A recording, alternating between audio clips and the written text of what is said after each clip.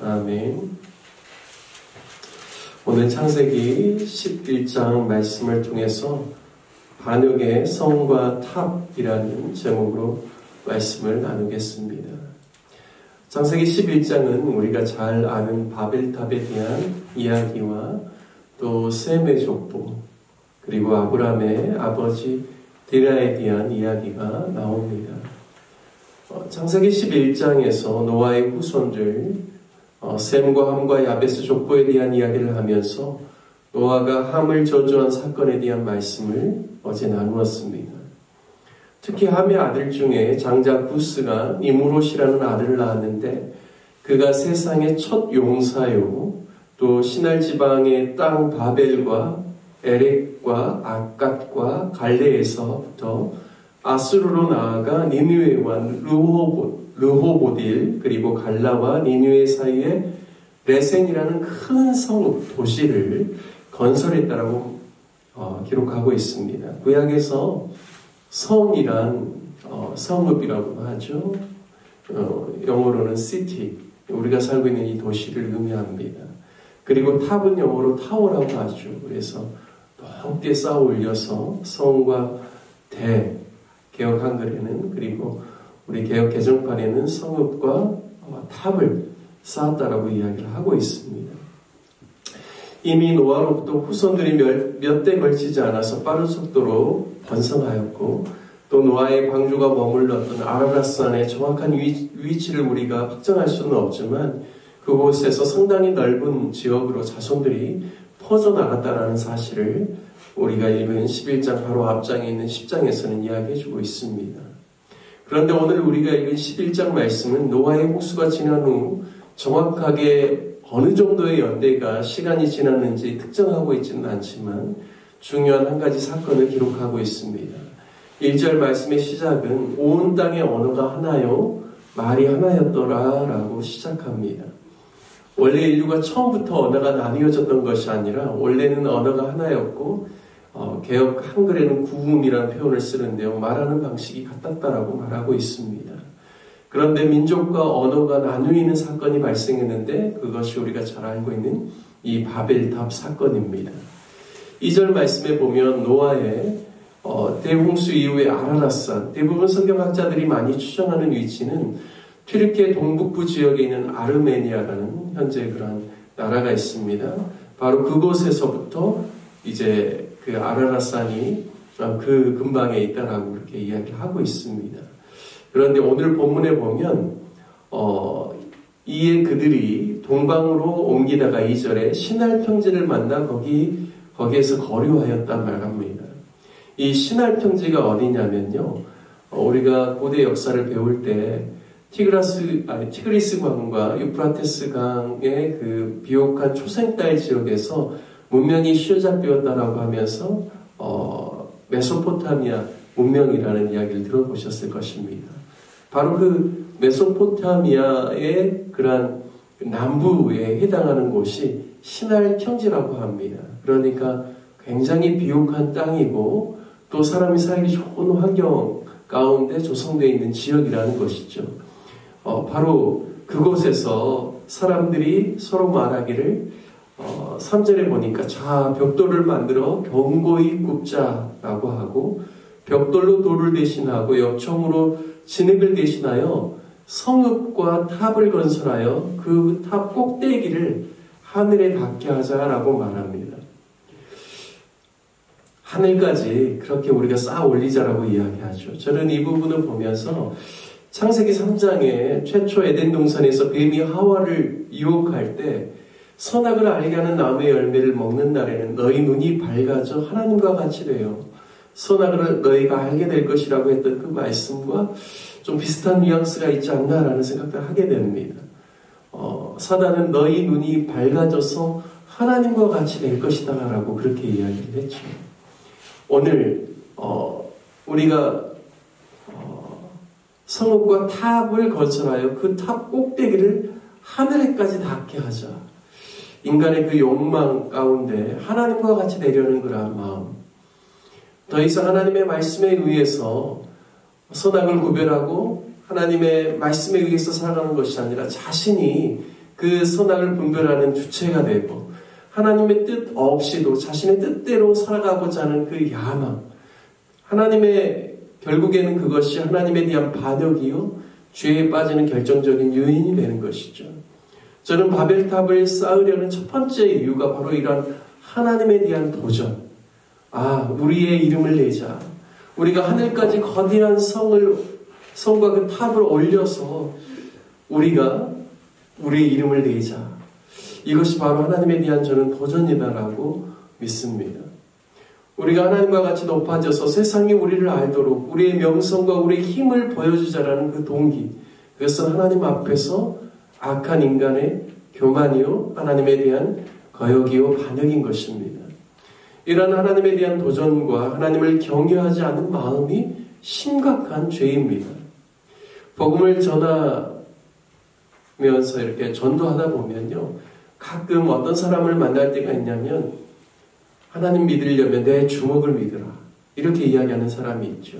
내 힘과 내 능력을 가지고 세상을 살아왔는데 내가 무슨 하나님을 믿는다라는 말인가라는 그러한 표현입니다. 그들은 힘이 없고 무능한 사람들이 하나님을 믿는다라고 말하는 심각한 그런 교만 가운데 있는 것이죠. 이것은 하나님의 자리에 자기 자신을 올려놓는 그러한 교만입니다. 로마서 1장 28절 말씀에 보면 그들이 마음에 하나님 두기를 싫어하며 하나님께서 그들을 그 상실한 마음대로 내버려 두사 합당하지 못한 일을 하게 하셨다라고 말씀합니다.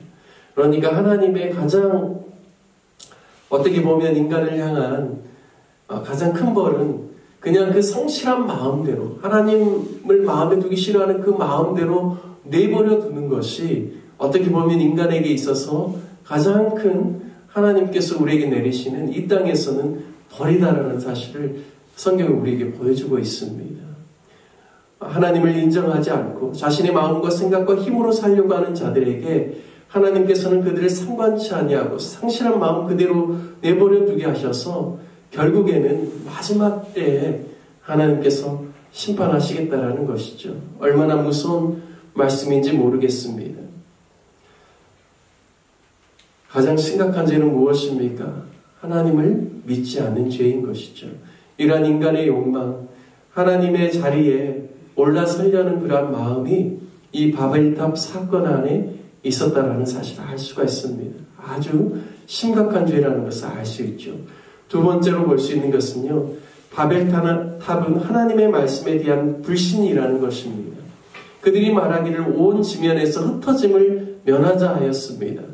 높은 곳까지 타워를 올려서 다시 홍수가 나더라도 지면에서 흩어짐을 면하게 하자라는 말은 결국은 하나님께서 언약을 통하여서 다시는 홍수로 세상을 멸하지 않겠다라고 하셨던 하나님의 그 언약 그리고 하나님의 그 약속에 대한 불신이다라는 것입니다.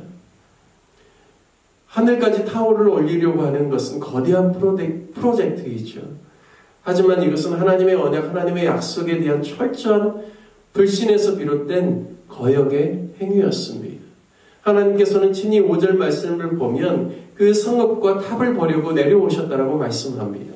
그리고 결론은 6절에 이 무리가 한 족속이요 언어도 하나이므로 이같이 시작하였으니 이후로는 그 하고자 하는 일을 막을 수 없을 것이다. 7절에 자 우리가 내려가서 그들의 언어를 혼잡하게 하여 그들이 서로 알아듣지 못하게 하자라고 말씀하십니다.